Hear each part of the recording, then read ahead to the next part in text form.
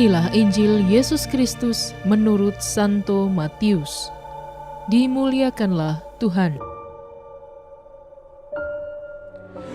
Maka aku berkata kepadamu, jika hidup keagamaanmu tidak lebih benar daripada hidup keagamaan ahli-ahli Taurat dan orang-orang Farisi, sesungguhnya kamu tidak akan masuk ke dalam kerajaan sorga. Kamu telah mendengar yang difirmankan kepada nenek moyang kita, jangan membunuh. Siapa yang membunuh harus dihukum. Tetapi aku berkata kepadamu, setiap orang yang marah terhadap saudaranya harus dihukum. Siapa yang berkata kepada saudaranya kafir harus dihadapkan ke mahkamah agama. Dan siapa yang berkata jahil harus diserahkan ke dalam neraka yang menyala-nyala. Sebab itu, jika engkau mempersembahkan persembahanmu di atas mezbah dan engkau teringat akan sesuatu yang ada di dalam hati saudaramu terhadap engkau, tinggalkanlah persembahanmu di depan mezbah itu. Dan pergilah berdamai dahulu dengan saudaramu, lalu kembali untuk mempersembahkan persembahan itu.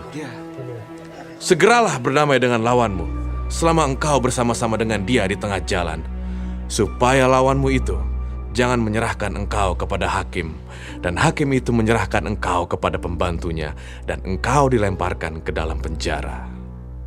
Aku berkata kepadamu, sesungguhnya engkau tidak akan keluar dari sana sebelum engkau membayar hutangmu sampai lunas.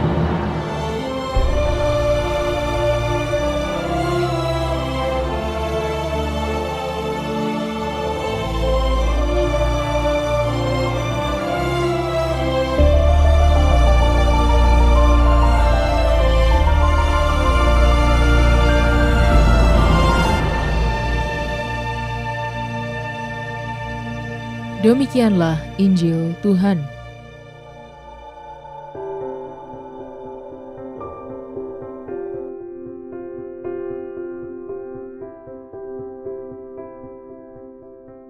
Hidup keagamaan yang benar. Renungan oleh Bruder Angelus Murray Okar.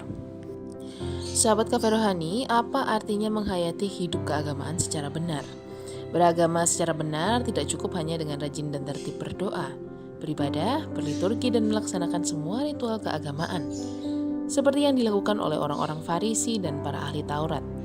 Semua itu penting dan harus kita laksanakan dengan baik.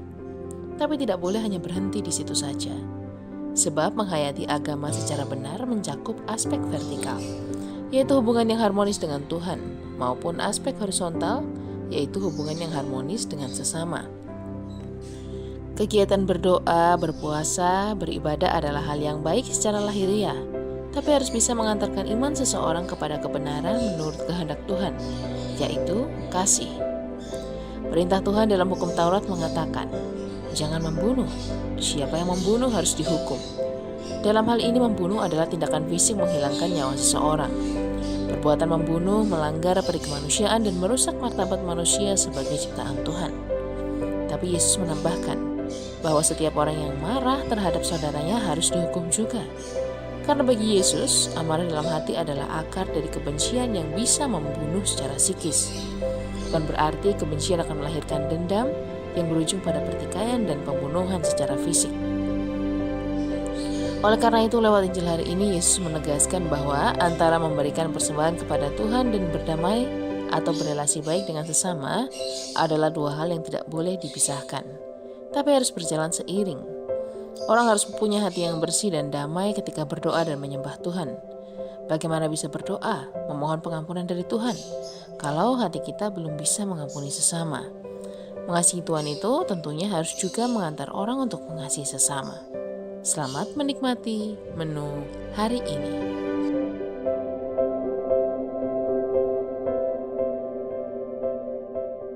Renungan juga bisa Anda baca selengkapnya di Cafe Rohani edisi bulan ini.